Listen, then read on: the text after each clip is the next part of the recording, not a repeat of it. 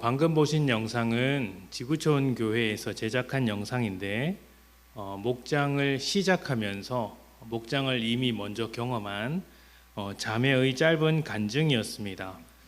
짧은 간증이지만 목장을 통해서 주어지는 은혜가 얼마나 큰지, 또 지쳐있는 영혼에게 목장 모임이 얼마나 위로가 되는 시간이었는지 확인할 수 있었는데요. 저는 이 자매의 고백 중에서, 간증 중에서 믿지 않는 시부모와의 갈등에 대한 부분이 크게 와닿았습니다. 서로 다른 가치관으로 살아온 시부모님과의 충돌이 굉장히 힘들었기 때문에 피하려고만 했었는데, 목장 안에서 하나님의 사랑을 회복하고 오히려 그 일을 피하지 않고 잘 감당하게 되었다라는 이 자매의 고백은 사실 우리에게도 똑같이 일어날 수 있는 일이며, 또 우리에게 똑같이 주어질 수 있는 은혜일 수도 있겠다라는 생각이 듭니다. 로마서 13장 10절은 사랑이 곧 율법의 완성이라고 했습니다. 사랑이 율법의 완성이다. 아무리 율법을 잘 지켜도, 신앙생활을 잘해도, 내 삶을 열심히 살고 스스로 의로움을 자랑한다고 해도 사랑을 놓치면 율법을 안 지킨 것과 같다. 아직 우리의 삶은 미완성이다라는 것이고요. 율법을 지키지 못했을지라도, 내 삶에 조금 부족하고 모자란 부분이 있을지라도 그 삶을 통해 사랑이 채워진다면, 사랑이 이루어지고 있다면 이미 그것으로 충분하다는 것입니다. 하나님의 아들 예수 그리스도의 제자된 우리도 마찬가지죠. 사랑은 제자도의 정수입니다. 제자의 삶은 사랑으로 완성되고, 제자들의 모임도 하나님께 연결되어서 하나님의 사랑을 서로 공유하는 모임이 되어야 합니다. 우리가 함께 그러한 공동체로 만들어 가야 하는 것이죠. 오늘은 이 세상과 차별화된 예수의 목장, 사랑의 공동체로서의 우리 목장을 만들기 위해서 요구되는 한 가지 마음에 대해서 이야기를 해보고자 합니다. 누가복음 6장 31절부터 35절까지 말씀을 우리 같이 읽어보겠습니다. 누가복음 6장 31절부터 35절입니다. 남에게 대접을 받고자 하는 대로 너희도 남을 대접하라. 너희가 만일 너희를 사랑하는 자만을 사랑하면 칭찬받을 것이 무엇이냐? 죄인들도 사랑하는 자는 사랑하느니라. 너희가 만일 선대하는 자만을 선대하면 칭찬받을 것이 무엇이냐? 죄인들도 이렇게 하느니라. 너희가 받기를 바라고 사람들에게 구워주면 칭찬받을 것이 무엇이냐? 죄인들도 그만큼 받고자 하여 죄인에게 구워주느니라. 오직 너희는 원수를 사랑하고 선대하며 아무것도 바라지 말고 구워주라. 그리하면 너희 상이 클 것이요 또 지극히 높으신 이의 아들이 되리니 그는 은혜를 모르는 자와 악한 자에게도 인자하시니라. 아멘. 너무나도 유명한 말씀이죠. 남에게 대접을 받고자 하는 대로 남을 대접하라. 이 말씀의 포인트는 나를 위한 것이 아니라 남을 위한 것입니다. 이어지는 말씀을 보면 이 부분을 사랑과 연결해서 두 가지 관점으로 설명하고 있습니다. 일단 세상에서 바라보는 사랑이라는 것은 자기중심적이라는 것이죠. 말씀에서 보신 것처럼 나를 사랑하는 자를 사랑하는 것, 나에게 선대하는 자에게 선대해 주는 것, 그리고 내가 돌려받을 것을 생각해서 빌려주는 것입니다. 이렇게 나를 중심으로 사랑하는 것은 방금 읽은 말씀에서 찾아볼 수 있듯이 오직 믿는 자들만 할 수 있는 사랑이 아니라 사실은 죄인들도 똑같이 동일하게 할 수 있는 사랑이라는 것입니다. 예수를 믿는 자들만의 특징이 아니라 세상에서도 이러한 사랑, 그러니까 자기중심적으로 내가 보기에 사랑받을 만하다고 판단해서, 아니면 그 사랑을 통해서 내가 뭔가 유익을 얻을 것이라고 생각을 해서 사랑을 하는 것은 누구나 할 수 있는 일이다. 죄인들도 그렇게 한다는 것이죠. 그렇다면 예수를 믿는 예수의 제자들이 해야 하는 사랑은 어떤 것일까요? 사랑할 수 없는 원수를 사랑하고 또 내가 받을 생각을 하지 않고 빌려주는 것입니다.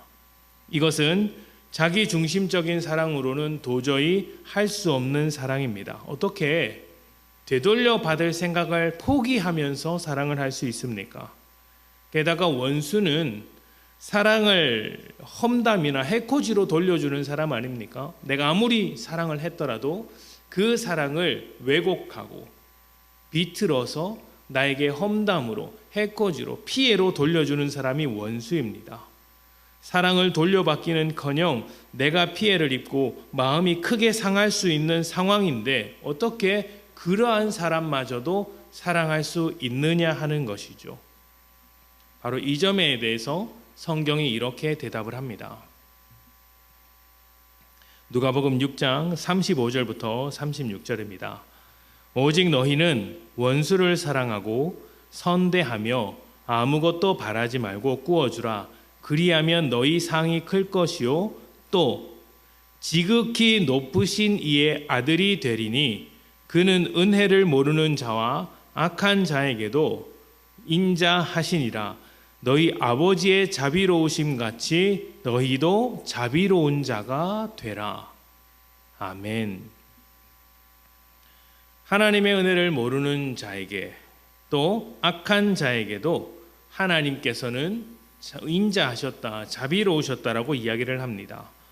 은혜를 모르는 자와 악한 자라는 것은 좁은 의미에서는 하나님의 백성으로 부름받았으나 우상을 섬기며 하나님을 버렸던 이스라엘 백성을 말하는 것이며, 넓은 의미로는 하나님께서 사랑과 은혜로 창조하셨지만 자기 뜻대로 살기 위하여 하나님을 내다버린 모든 사람을 말하는 것입니다.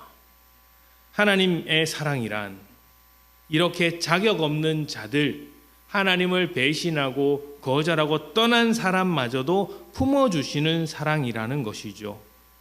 되돌려 받으려는 나를 위한 사랑, 나 중심적인 사랑이 아니라 그 사람을 위한 사랑, 그 대상을 위한 사랑이라는 것입니다.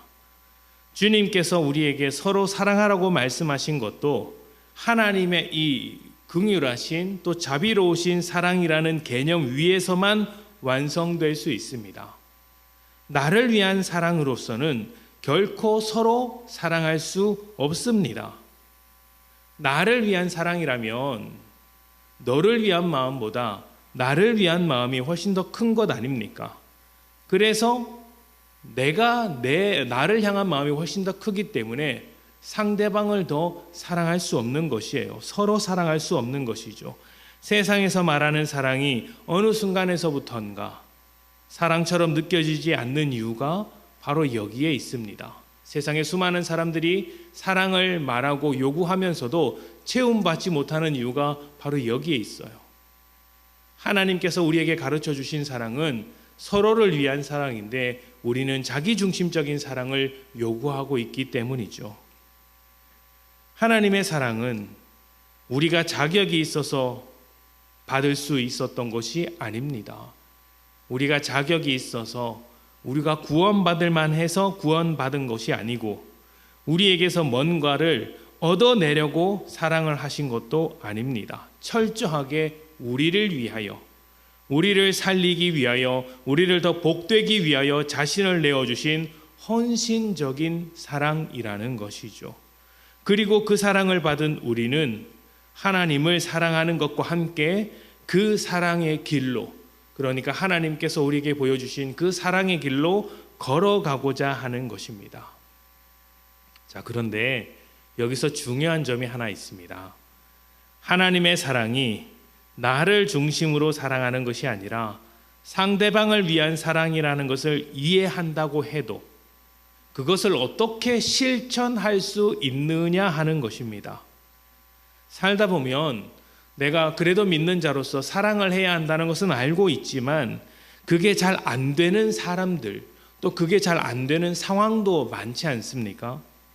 특히 교회나 목장 모임 안에서 어떤 사람과 꽝 하고 충돌이 일어나면 그 모임 자체를 피하고 싶은 마음이 들기도 합니다. 세상 속에서라면 욕 한 바가지 실컷 퍼붓고 날 몰라라 그냥 모른 척하면서 살아가면 되는데 교회에선 그렇게 하기가 좀 꺼려진다는 것입니다. 그래서 내가 이 교회에 괜히 나왔나, 내가 예수를 괜히 믿었나 이렇게까지 생각을 하는 것이죠. 제 개인적으로는 반대가 되어야 한다고 생각을 합니다. 세상에서 욕 한 바가지 하지 말고 차라리 교회 안에서 싸우는 게 훨씬 낫습니다. 왜냐하면 교회는 우리가 죄인으로서 약점이 많은 사람이라는 것을 알고 있습니다. 우리는 어떤 고귀한 성자로서 이곳에 모인 것이 아니라 부족한 죄인으로서 이것에 모여 있습니다. 죄인과 죄인이 모였으니 때로는 다툴 수 있고 때로는 갈등할 수 있는 것이죠. 그래서 그래 우리가 이렇게 갈등하고 있는 것, 우리가 이렇게 어렵게 살아가고 있는 이유는 다름 아니라 아직까지 죄인의 습성을 벗지 못해서 그렇다. 이것을 이해해 주는 것이죠. 그러나 세상은 믿는 자를 그런 관점으로 보려고 하지 않습니다. 믿는 사람이라면 뭐가 달라도 달라야지 이렇게 생각을 하지 않습니까?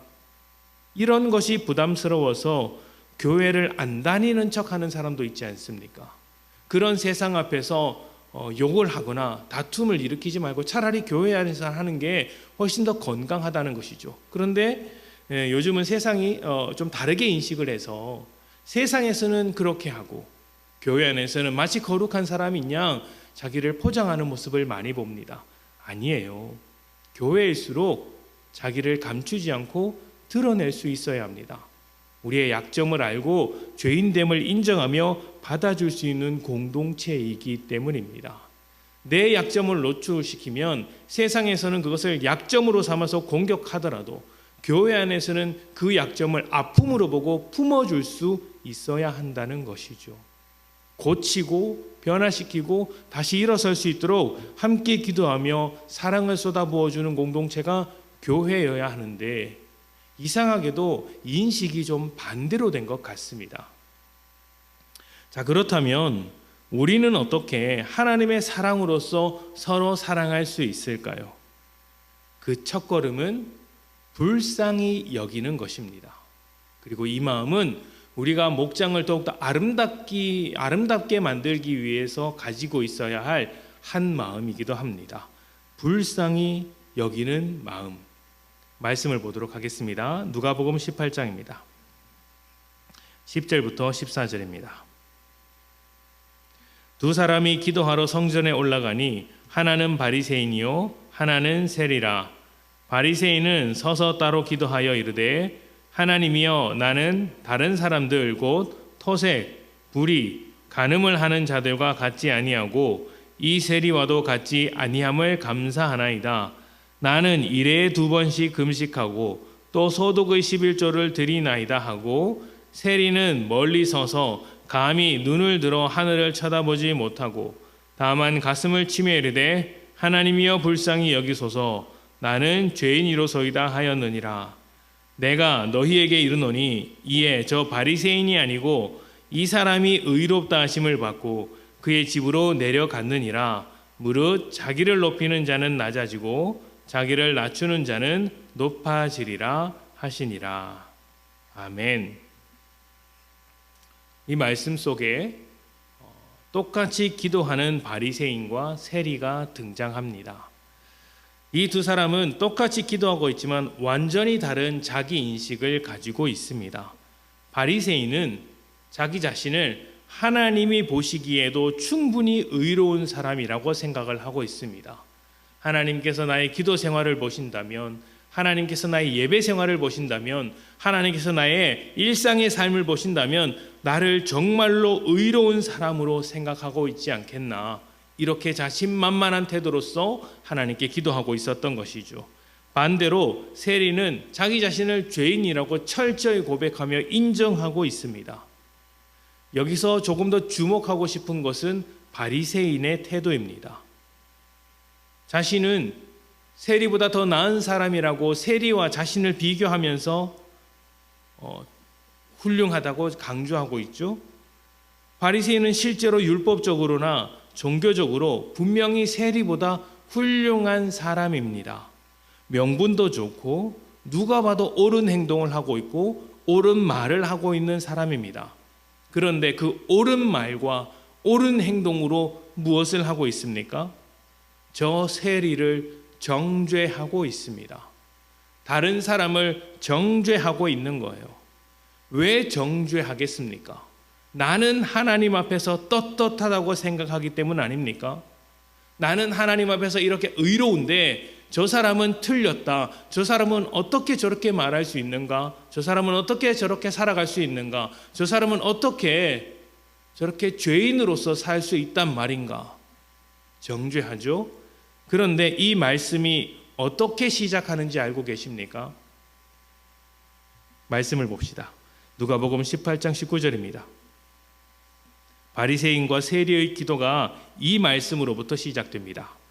또 자기를 의롭다고 믿고 다른 사람을 멸시하는 자들에게 이 비유로 말씀하시되. 아멘. 자기를 의롭다고 믿고 다른 사람을 멸시하는 사람들에게 하는 이야기입니다. 다시 말하면 바리새인은 스스로의 옳음 때문에 나는 옳다, 나의 생각과 나의 말과 나의 행동은 옳다, 그렇기 때문에 저 사람은 잘못했다, 저렇게 살면 안 된다라고 말하면서 멸시한 사람입니다. 이것이 바리새인이죠. 이것은 앞에서 사랑은 율법의 완성이라고 말했던 것과 정확히 반대가 되는 것이에요. 바리새인은 율법을 잘 지켰습니다. 옳은 행동을 했고 옳은 말을 했죠. 누가 봐도 훌륭한 신앙생활의 겉모양을 가지고 있었습니다. 그러나 그 모든 것이 사랑으로 흘러가지 않으니 다 꽝이라는 이야기예요. 세리를 멸시해야 했던 것이 아니라 세리를 긍휼하게 생각하고 사랑해 주어야 했던 것 아니겠습니까?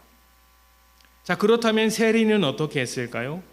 세리는요, 자기가 하나님 앞에서 의로운 것이 없다고 인정을 하면서 죄인으로서의 자신의 모습을 슬퍼하면서 하나님께 도와달라고 외치고 있었습니다. 하나님의 자비와 하나님의 긍휼, 하나님의 불쌍히 여김을 얻고자 자기에게 도와달라고 간절히 외쳤던 것이죠. 그리고 이런 마음이야말로 하나님께서 또 주님께서 의로운 마음이라고 인정을 해 주십니다.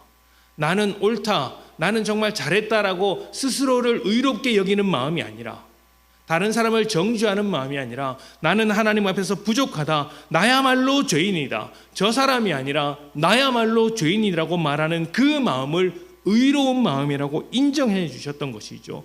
그러면서 자기를 낮추는 자가 높아지는 자다, 자기를 낮추는 자가 높은 자다, 이렇게 이야기를 하셨습니다. 여기서 낮춘다는 것은 원래 높은데 겸손한 마음을 가지라는 말이 아닙니다. 원래부터 우리는 죄인이라는 것을 잊지 말라는 것입니다. 높은데 겸손한 마음을 가지는 것이 아니라 원래부터 우리는 죄인이다, 밑바닥이었다, 쓸모없는 사람이었다라는 점을 잊지 말라고 하는 것이죠. 하나님의 긍휼이 없이는 살아갈 수 없고 하나님의 사랑 없이는 여전히 죄인으로 살아갈 수밖에 없으며 하나님의 도우심이 없이는 의로울 수 없는 존재가 우리들이라는 것입니다. 그리고 여러분, 바로 이 마음, 이렇게 불쌍히 여기며 긍휼히 여기는 마음이야말로 이 목장을 사랑의 공동체로 만들기 위해 우리에게 필요한 마음인 거예요. 하나님의 긍휼이 나에게 필요하다, 이 긍휼을 요구하는 마음, 자비로운 마음, 이 긍휼과 자비의 시선으로 바라보는 그 마음이 이 목장을 가장 아름다운 공동체, 사랑의 공동체 뿐만 아니라 우리가 살아가는 이 모든 관계를 더 복되고 아름다운 관계로 만들 수 있는 핵심 키워드입니다. 우리는 다 연약한 존재입니다. 세상에서 이리 치이고 저리 치이다 왔기 때문에 기진맥진합니다. 잘 해보려고 했는데 잘 안 돼서 낭망하고 있습니다. 그 어떤 사람에게도 말하지 못한 죄의 습관들, 악한 성품과 싸우느라, 나 자신과 싸우느라 너무 지쳐있고 힘이 듭니다. 스스로 강한 척 해보았지만 누구보다 더 연약해서 도움이 절실히 필요한 순간이 많습니다. 왜 사람들의 입에서 날선 말이 나올까요? 그것만이 자기를 증명하거나 보호할 수 있는 길이라고 착각하기 때문입니다. 부들부들한 말을 해서는 이 세상에서 살아남을 수 없다고 생각하기 때문이죠.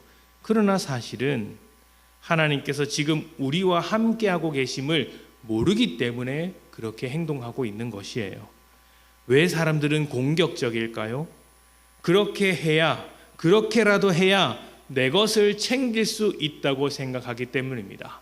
그러나 조금 더 깊이 들여다보면 사실은 하늘의 새와 들에 핀 꽃들까지도 책임지시는 하나님 아버지를 모르기 때문입니다.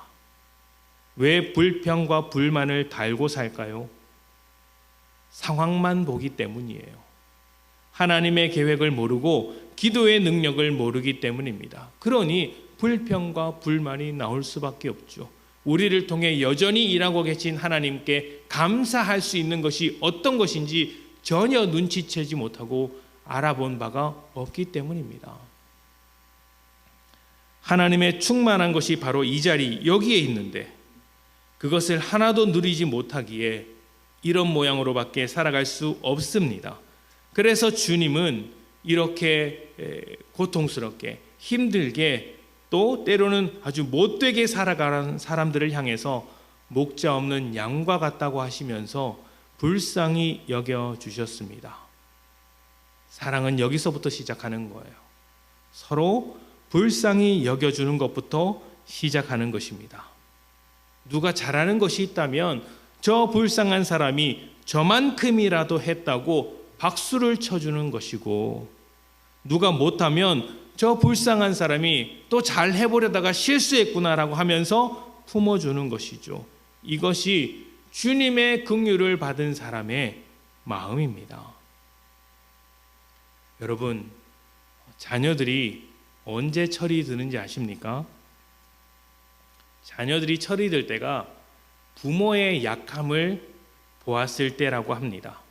부모의 약함을 보고 부모에게로부터 불쌍함을 느낄 때, 그러니까 우리 부모님이 참 불쌍하구나라고 느낄 때 그때 철이 든다고 합니다. 늘지 않을 것 같은 부모님의 머리에 언제부턴가 흰머리가 보이기 시작할 때, 문득 부모님의 손을 잡았는데 생각보다 훨씬 더 힘이 없을 때, 직장에서 이리 치이고 저리 치이면서 힘들게 일하는 모습을 보았을 때, 또 몸에 병이 들어서 입원했을 때, 그때 부모를 인생이라는 무거운 짐을 지고 살아가는 한 사람으로 인식하며 부모의 인생뿐만 아니라 자녀의 인생까지도 책임지기 위해 노력해주는 그 삶을 감사하게 생각하기 시작한다는 것이죠. 부모도 참 불쌍한 사람이었구나, 이것을 발견할 때, 힘들었구나라는 것을 발견할 때 그때부터 자녀들이 철이 든다고 합니다. 우리도 그렇게 보는 거예요. 주님께서 자기를 향해 조롱하며 창으로 찌르기까지 한 사람들을 불쌍히 여기셨던 것처럼 우리도 우리 곁에서 한 목장을 이루고 있으나, 한 교회 성도로서 살아가고 있으나 아직 약하고 부족한 성도들, 때로는 그 날선 말과 행동으로 나를 찌르기까지 하지만 그것이 악한 의도를 가져서가 아니라 아직 주님을 충만히 경험하지 못해서 그렇다라는 것을 기억하며 그 주님을 만나지 못한 영혼들, 아직 주님 안에서 풍성한 사랑을 경험하지 못한 그 영혼들을 불쌍히 생각해 주는 거예요. 정말 주님을 깊이 경험하고 주님과의 교제가 충만했다면 여러분, 그렇게 할 수 있겠습니까? 그렇게 악한 말과 날선 행동으로 상대방을 공격할 수 있을까요? 그럴 수 없죠. 아직 주님을 제대로 만나지 못하고 주님과 더 깊이 있게 교제하지 못하고 있기 때문에 우리는 그들을 불쌍히 여겨주는 것입니다. 내가 더 잘나서 불쌍히 여기는 게 아닙니다. 동정하는 것이 아니에요. 불쌍한 내가 가장 큰 은혜와 사랑, 그 긍휼을 입었으니, 하나님의 긍휼을 입었으니 나와 똑같이 불쌍한 성도들, 나보다 못한 사람이 아니라 나보다 더 나으나 하나님은 아직 만나지 못해서 불쌍한 저 성도들, 목원들도 하나님의 긍휼로서 받아주는 것입니다. 서로 불쌍하게 여기며 긍휼하게 품어주는 마음, 이것은 모든 관계를 회복시키고 모든 관계를 단단하게 만들며 하나로 묶어주는 출발점이라고 할 수 있습니다. 그리고 목장 모임을 시작하는 늘사랑 공동체에게 가장 필요한 마음이기도 하죠. 이 시간 여러분에게 다시 한번 부탁드립니다.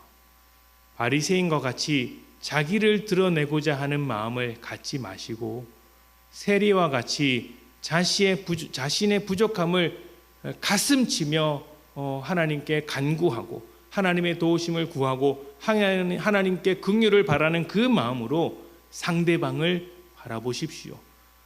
저 사람 역시 하나님의 도우심과 긍휼이 필요한 영혼들 아닙니까? 그 영혼들을 위하여 하나님께서 우리에게 은혜를 주시는 거예요. 그 영혼들을 불쌍히 여기라고 우리에게 하나님께서 다가와 주시는 거예요. 그러한 하나님의 마음이 우리에게 채워질 때 우리의 목장 모임이 더욱더 건강하고 복된 목장 모임이 될 것이라고 믿습니다. 각 가정에서 이 말씀을 듣는 모든 성도님들, 또 있는 현장에서 있는 각자의 삶의 자리에서 이 말씀을 듣는 모든 분들이 여러분과 만나는 모든 사람들을 주님의 마음으로, 불쌍히 여기는 마음으로 품어주시기를 축복합니다.